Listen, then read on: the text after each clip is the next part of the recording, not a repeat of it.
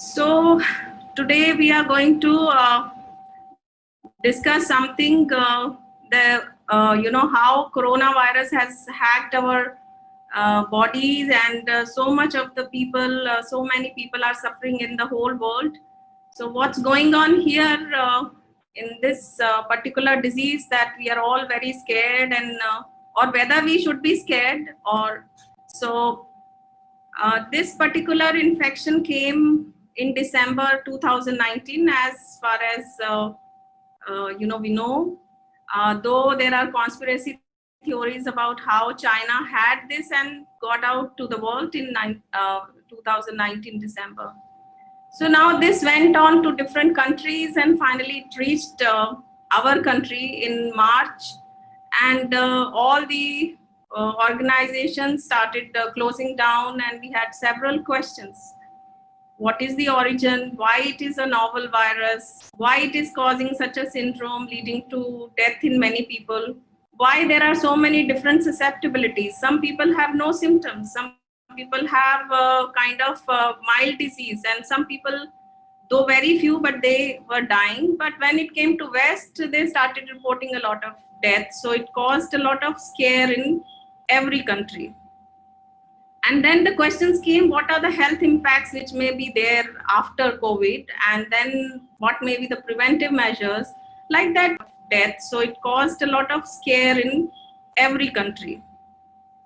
And then the questions came, what are the health impacts which may be there after COVID? And then what may be the preventive measures? Like that, there were very many questions at that time.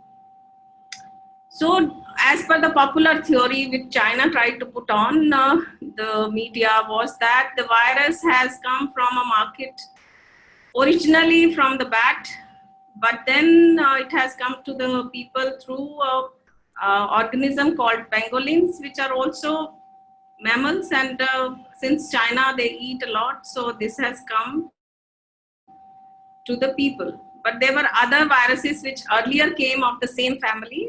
I'll explain that a little later. So now the question was that these viruses came, and uh, then there are various kind of things which we're talking about, that how it has come. But if you see, these viruses are known to us for a very long time. Now these viruses, though they might have originated in bats, but they, through various different animals and organisms, they can reach human beings. But one of the lineages which has come to us are the beta coronaviruses. Um, So this particular virus causes a disease which is the severe acute respiratory syndrome. Now, though it is called this, but most 80 to 90% people had no respiratory issues in all over the world, but there were some 5% people who were showing this. But let us see what is happening. So this particular virus, the original cousin, that is the SARS-CoV, was identified in 2003. You see how many decades have gone. And then this particular SARS, that is a SARS-CoV, it caused, almost 8,000 cases, and 26 countries were affected. We never got to know about it. But then in 2015, there was another cousin of this virus, that is called the Middle East Respiratory Syndrome coronavirus, MERS, which came in South Korea. And there are certain pictures where people are getting their weddings done with mask and all those things. So in certain countries, the present lifestyle is not new. But this particular beta coronaviruses were first identified in a patient in Saudi Arabia in 2012.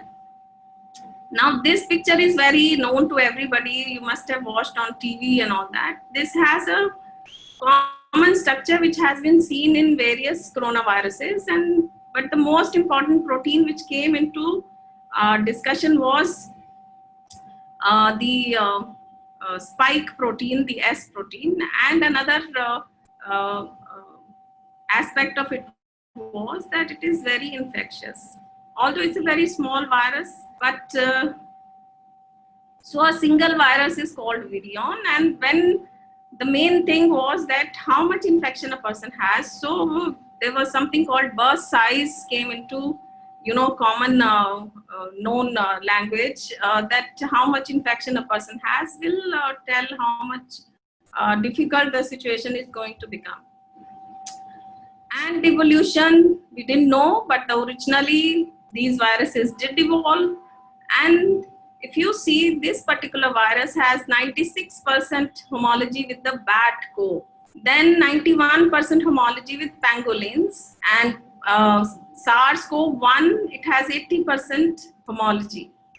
MERS 55, and common cold influenza virus, it has 50% homology.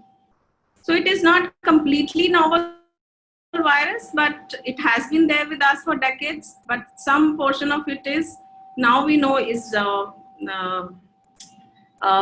kind of new, because there are 3 components which have been put into this virus vector, which is supposedly now people are claiming has come out of the laboratory. Now, the most important thing which people started talking of late is that if the score after RT-PCR test is less than 25, then there is a worry for infection. But if it is more than 25, means that that particular cycle of RT-PCR that it is detected, then it is not a more than 25 is not very infectious. But then this virus replication goes on for 9 days. So as soon as the people detect this virus, they should take antivirals, and that is the most effective. This is all because by the doctors' information which has been sent to all of us. But then the important thing is remdesivir, which has been floated by the US. That also is important, as our doctors have found in India, that it should be given within 9 days. Otherwise, it will not have any logic of. So then now we come to our main question, which we all want to know, that how the virus hacks our system, how our body gives an access to it. Now you all, most of the biology students have already studied in 12th class, or maybe earlier than that, that there is one particular renin-angiotensin-aldosterone system. Mostly we remember renin-angiotensin. Now renin-angiotensin is one of the system where there is one conversion of, or the formation of one molecule or a peptide, which is angiotensin 2. Now, this is one of the important aspect here. This particular angiotensin 2, you can call it a hormone, a peptide.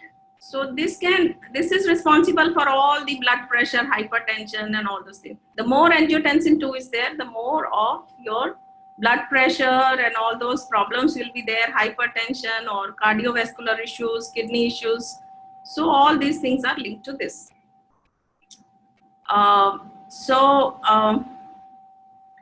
Now comes the story, how does it bind to our cells? So now earlier viruses which are there of the similar family of coronaviruses, they use certain other receptors, CD13, and some we don't know where it binds. But the SARS-CoV family of coronaviruses, they bind to the angiotensin converting enzyme 2. ACE2, which is a receptor, we call it a receptor for this coronavirus.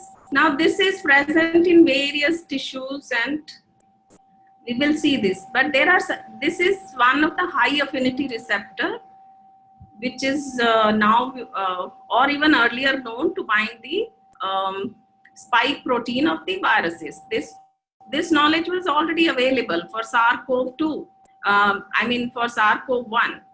And there are other alternative receptors which are CD209L, or the adhesion molecule 3 grabbing non-integrin, that is SINE or DC SINE. So these receptors are, low affinity receptors. But how does it happen? Let's see how does it happen. So now this whole concept revolves around this pathway, that is the angiotensin, renin-angiotensin system. So this is also linked to anything which goes wrong with this particular pathway can lead to diabetes, hypertension, myocardial infarction, and congestive heart failure and stroke. So all these things are already known to us. And what else was known to us before this hit our world is that this angiotensin 2, which causes all these things, is converted to angiotensin 1 to 7. It's a 1 amino acid smaller peptide. And this is done by this ACE2. This is the angiotensin convertase enzyme. So now once this is done, this particular molecule is now magically different. It will bind to mass or even otherwise. It causes vasodilation, vasoprotection, and it also is protective to heart, to lungs, and many other parts of the body. So now this AC2 is the one which virus binds. Once it binds to this, then it is internalized. So now this binding to AC2 through its spike 1 protein, this enters into the cells and then replicates and molecules are formed, and then it is again more and more number is infecting to the other cells. But what is happening in the body when we are getting disease? Now in a normal scenario where we knew that SARS-CoV binds to AC2, and through this clathrin bound endocytosis of this molecule, then goes for all the viral replication and release. But meanwhile also what happens is that AC2 gets internalized, number one. Number two, there is shedding of AC2. So now let us imagine, go back and imagine a situation where now AC2 is removed from here. It is not there. So angiotensin 1 to 7 will not form, which is actually protective to lung tissue, to heart tissue, or many other tissues in the body, which I will show you. So now there will be more of angiotensin 2, which can cause all kind of fibrosis, more proliferation, inflammation, and all those things. So this is one important aspect which you all have to understand, that now this ACE2 once removed from the cell surfaces in acute lung infection or acute infection, like in the medical workers. Now what will happen is once they are infected with a lot of virus, and the titer of virus in the body is more, a lot of ACE2 will be internalized and will not be available on the cell surfaces to protect them. Lung won't be protected, and once this is not there, this will also cause edema, means the flow of liquid. So now edema happens, and then the people start having the problems. And so we'll go back to, and meanwhile, what happens is that there is another important step where there is another metalloprotease. This protein is the one which will cut spike protein first. And now this activated spike protein will bind to AC2. So it is not just one protein, it may be another protein which is a protease. So just remember this name, because I'm going to tell you some very interesting information about how males and females, ladies and gents have a different kind of susceptibility for this kind of a thing. But there are a lot of research which is coming in, but we still have to learn a lot, make more sense out of data.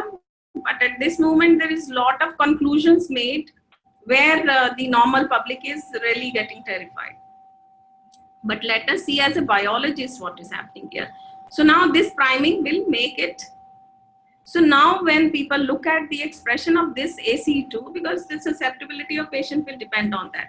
So what they found was that small intestine has a lot of expression of this receptor. And in fact, I got to know certain cases around me, normally older people. There were some gentlemen above 74, 75 or 80. So they had diarrhea. And now once they had diarrhea, they went to the hospital, and the virus checking is mandatory. So they came out to be positive. So, and then there are tissues like adipose tissue has. So fat people will have more of this receptor. So that's why the obese people will be in trouble. Then you have the heart and the left ventricle and kidney. So they have relatively more receptor. So that's why they are also the target of this virus. And then came this particular study. This showed that the testis also has high expression of this receptor. So males may have some kind of health issues related to reproduction if the young people get affected with this virus. So we will discuss on that, whether that possibility is actually can be logically understood. But of course, this ACE2 is found in type 1 and type 2 epithelial cells of lung, and then intestinal, as I said, and then nasal cavity and oral mucosa. That's why people are saying that you wear mask. But at this moment, I don't understand when a person dies, why he is given such a bad treatment. The person is dead. He can't breathe. He can't throw any virus out. Once you put a disinfectant on his body, he's free to be respectfully, cremated. But then the logic is another thing we have to find in this whole lot of information on media. And then interesting point is most of the immune system tissues have no ACE2 receptors. So our spleen, thymus, lymph, bone marrow, immune cells, they are all safe, except a few things which we will discuss. But now here what is happening is eyes don't have any receptors, but the upper lid and the lower lid has receptors for this. So when if eyes get it, so the mucosal membrane or the epithelial cells of the upper and the lower eyelid may get infected. So now we come to the interesting information which has been brought by several investigators, that males are more susceptible than the females. So we will discuss whether the data floating on the various media or the internet sites, whether it is making logic to us reproductive biologists, because logically it has to be discussed, because people at this moment are making a big logic out of a small data set, which is I feel not statistically very this thing, but then there may be some sense that some big papers have come out. So let's see what the data said. Now, one publication said that there are more female who are moderate and mild. Okay. Then when it comes to severe disease, even then females may be more.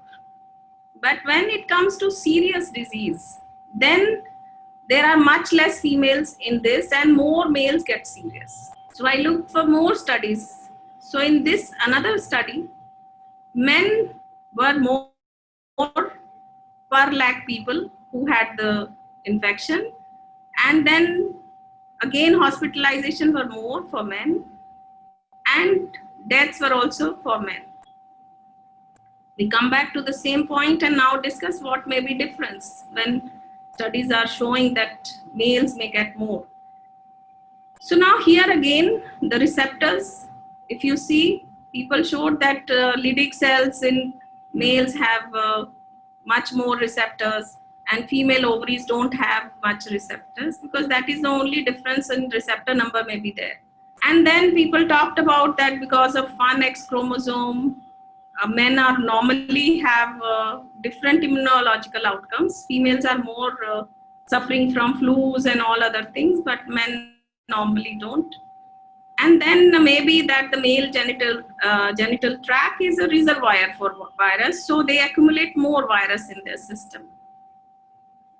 So then I went to understand this whole thing. So I wrote to the author of this paper, who were showing that no, semen has no virus, so male genital tract cannot be a reservoir.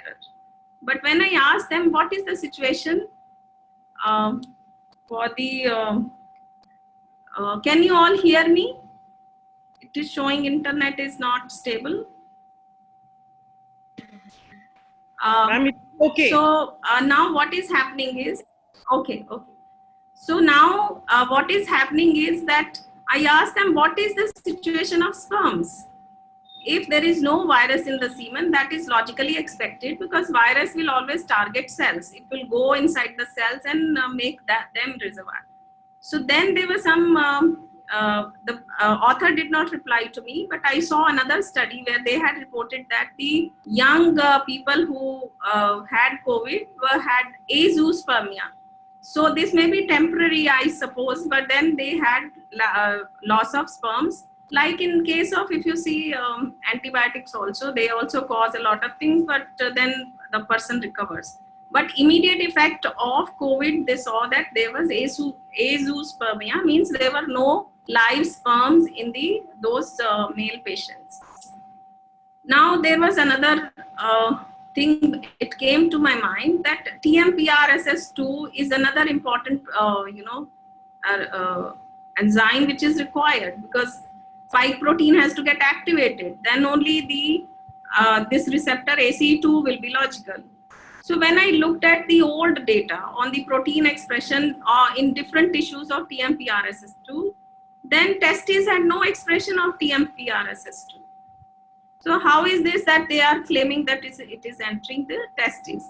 But then if you see epididymis, seminal vesicle, prostate, they all had the significant expression of this particular metalloprotease, which can help this thing. And then you see this is correct, small intestine, duodenum and stomach has high expression.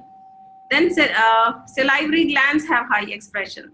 So, and like that, So this publication showed that this particular aspect of expression of protein, expression of this. So this is the 2020 publication, and now maybe we have better sensitive technologies that did show that lung has expression of TMPRS, this particular enzyme, and then other tissues which may get affected. And testes also has, but you see it is not as high as in. So the earlier data was definitely correct, but the important point is this particular metalloprotease is not so significantly different in males and females. So again, there is but there was another study which showed that yes, females have less within the family. Family one, females were less, severe, or and then depending on how much time they took to get to clear the virus, means negative आने में उनको कितना time लगा. So like that, in 3 families they showed, and so now, since I got interested, I'm a reproductive biologist, I went ahead and saw the expression of these proteins which are important for SARS-CoV-2 in ovarian, in various tissues. So I thought, okay, let's check literature whether there are any reports. So this is also latest paper where they have shown that the antral follicles, the follicles which are now grown and close to ovulation, they have higher expression of ACE2, but otherwise their expression is not as much. And then there were other studies in female mice where they have, if they castrate the males, then there is not much difference, wild type and castrate. And but in case of females, if they overectomize, you see this is wild type and this is overectomized. So that's where they started, people started talking that maybe estrogen is protecting females from the infection with this virus. So let us try to understand sex-based differences in human coronavirus infection. This got me very interested. So I made this very consolidating slide so that everybody can understand. So one thing which comes into picture is genetics. So people are talking about genetics of ACE2, whether there are differences in this particular protein, and there are maybe some mutations that, or no mutations, that some people are more expression or less expression, like that. Then the second thing which has come up in last few months is the immunology, the indirect immunology which comes into this virus connection, because that's where now there is so much decrease in deaths. Because what was happening is that there is actually people were suffering because of inflammation and not because of the virus. So the actual inflammation which was caused by the system, let's look at what are the important things. Now, in our immune system, we have some immunological checkpoints. Now, these checkpoints are very important, that our body is very well kept by the immune system.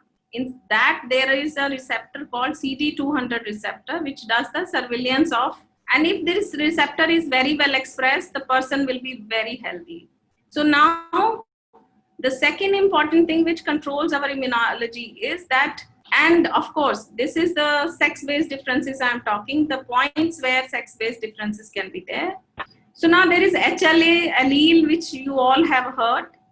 There may be differences in this, which people have found. This is based on the literature. And then there are genes which encode,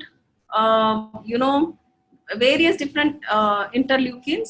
So these can be kind of different in both. So if immunosuppressive cytokines are less in a person, then there will be more inflammation. Now there is this thing that estrogen receptors. Estrogen receptors are coming out to be very important, because through estrogen, so wherever in mice they had blocked estrogen receptor, there was more mortality due to SARS-CoV infection.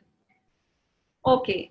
So now another thing which came out is the behavior. People have various kind of conclusions made that females are more responsible and males are not so. And earlier they didn't want to wear mask because they felt that it's a sign of weakness, like our Trump Sahib, who never wanted to wear mask, and he said everything is a hoax, and now political or whatever, he is now trying to take advantage of COVID-19, or whether he really has. So these are all different things, but interesting things in the. But the important thing is that in males and females, what is the difference in this antibody formation? Now, the important thing is that female patients have high concentration of antibodies. Means that females will make more antibodies than males. And the second point is that the response in terms of generation of antibody was more in case of female patients. And this, because of this, females have more stronger immune response to, protective response to this thing, and less of destructive like inflammation and other things. So now came this whole theory. You see how colorful picture this is, where now people have started supposing how in males this whole business of coronavirus is causing damage. But the most important thing they are talking about in their papers is inflammation. But then I looked at, somehow I felt that there is something not so highly conclusive just because of inflammation. There has to be certain other unknown aspects of this virus infection. Let's see how I am defending this, that the inflammation, just the inflammation may not be the cause. Let's go to the next aspect. Now, if we go back to our normal physiology, what is known there is that hypogonadism, means अगर hormone, main hormones कम हो जाते हैं, and there is increase in the inflammation, that is increase in the pro-inflammatory cytokines. In that scenario, they affect the hypothalamic pituitary axis, testicular axis, और उसको suppress कर देंगे. Now, if that is suppressed, then what happens is there will be low LH, and LH is important for testosterone levels, so all will be low. But let us now see what has been reported for COVID-19 male patients. There is a study on 81 COVID-19 male patients. Now these patients, when they were studied, their testosterone levels were low, but interestingly their LH level was high. So you see how this is working. If it would have been just inflammation affecting the males, then all should have been low. LH should be low, testosterone should be low. But in COVID patients, there is high LH, but low testosterone. So that is why there is some other mechanism that may be functional in case of COVID infection, and it has maybe a direct effect of SARS-CoV-1 on testicular cells, because LH is high but testosterone is not formed. So maybe it is damaging some of the testosterone forming cells. So we have a major missing links here in our understanding that how, if it is causing, even if it is a temporary damage to the sperms or the fertility of males, then we still have a lot of scope for researching in this area. And it would be very interesting that how a virus is hacking the reproductive system and making people temporarily not so fertile. So then I looked at certain papers, but there was no conclusive thing which I could find. Though in the mice, they have shown that there is particular, this TAC3 and all that. I don't want to get too technical here. But then in mice, something is there which is not expressed in human males. So we are back to square one that we have to do more research. But another example I just want to give you to make you feel or understand the importance of this whole renin-angiotensin system before I come to patients again, that this particular system is very important for inflammatory responses, anti-inflammatory responses, and for all these things in the uterus, like pregnant females with preeclampsia have a defect in this system, which is very well published in 2014, that if this system is defective, then it can cause preeclampsia in females. So that also involves hypertension, that also involves the diabetes in the end of the pregnancy. So you see how important this particular system is and how less research and understanding we have today. This is another paper supporting that AC2 deficiency can cause, gestational weight gain, like in the children. I mean, there'll be growth restriction there. So why, so far in this 8-9 months, or since we know these viruses in 2003, how less is our understanding? But then what is so difficult about targeting this? So we will just briefly discuss this. I could not understand why there should be a problem, because if you see, if a person generates these antibodies, then within 1 week, you see this particular red thing is the RNA and antigen. This you within 5 to 8 days you'll be positive RT-PCR. But then if you see, just immediately there will be IgM and then IgG and IgA. And most of the people, if you see 95%, they get protected. No, most of the people I know, they just have 1 day fever and then within 1 week they are perfectly all right. It is just that infectiousness makes them sit in their rooms for another 14 days. But another thing which I want to discuss and tell you, for which I also felt scared about when I had not, knew about this in March and April, but when I got interested and I saw this, I want to explain this chart. And just if you see the colors, now if a person gets exposed and gets infected and is symptomatic, other patients people will be asymptomatic, they're anyway protected, but symptomatic will be mild and they will recover, or they'll go to moderate and then also they will recover. But if this moderate thing happens, then it will happen from mild to moderate to severe. It is not that if you are a mild patient, you keep feeling scared that, oh, something will happen to me. No, only when you have the moderate situation that you are not improving on the first 2-3 days, then you know that it is going towards a severe process. Say, for example, if someone has a high fever or the fever is not going above, say, 100 or 101, and then the person is having any breathing issues. So now here I want to focus you on these triangles. So depending, the protective immunity is high in asymptomatic, in mild, in moderate, and this immune protection is weakened towards severeness. And in this pattern, if you see the inflammation, or some people call it cytokine storm. Now this cytokine storm is more significant in severe cases. But I saw even the people who are mild, they are so scared. They are so terrified that, oh, I don't know what will happen to them. You see this whole logic. If you are protected by immune system, this will not happen. But if you are severe, then you see this is important for everyone to know, so that that scare and all those things, they go off your mind. You have to be healthy. You can't be scared. When it is just a kind of scare created by the pharma companies and the political gain groups where they want to have. So that's why I, looked at various kind of papers when I was, all these 8 months.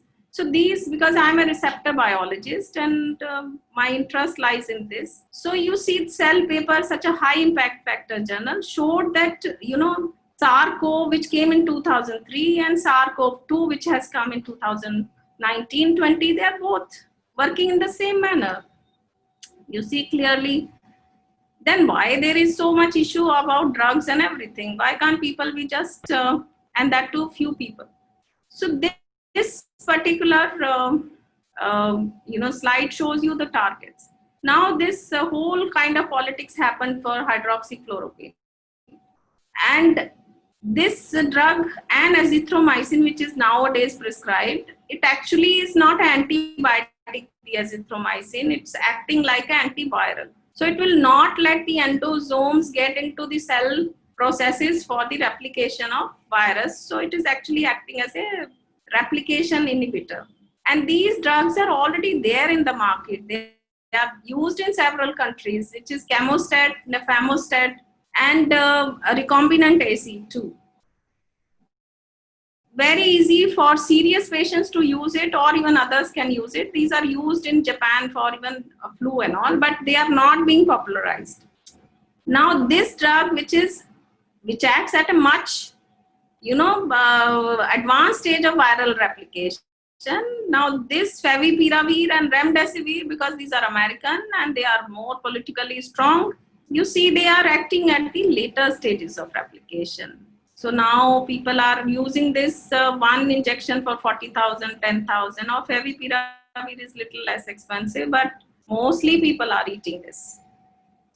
So similarly, now here that same recombinant receptor is available, small peptides. We have peptides in our body. I showed you peptides act as hormones. So this small peptide receptor can be injected in severe cases, or people who are going from mild to moderate. You can save them at that stage. But then this is also not popularized. Very high impact factor journal and very good study. Then there are certain antibodies. Now you have heard that Trump has taken these antibodies.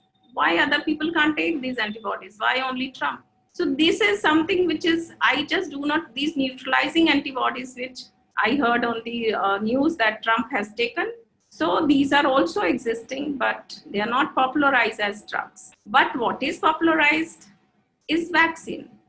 But you all know, we all know, vaccine has to go through phase 1, where people testes are 10 to 100, that it is not dangerous. It is not, has no obvious side effects. Then phase 2, where people testes are hundreds. And then you have to see the safety as well as the dosage. Then third stage, where large number of people have to be given, and then the certainty has to come whether it is actually so here protecting. So I give you example of dengue virus did not kill people, but dengue vaccine did, because vaccine was bad. People just did it in a very fast this thing, and that was also media and pharma company generated hoax scare. And that's why one has to understand that. So this is the situation of today, where Lancet is a very, very highly reputed and high impact factor journal. Now the editor has finally accepted. There was a whole lot of controversy on one paper which supported something which was actually a false news. Such a high paper publishing something which pharma companies are supporting them. So he accepted it. So Lancet editor spills the beans, and he says that pharma companies are so financially powerful, they pressure us to accept papers. So basically, to me, when I analyze all the data, it shows that there is a lot of mismanagement of this situation where lot of people could have been saved. But then it is a question what happened.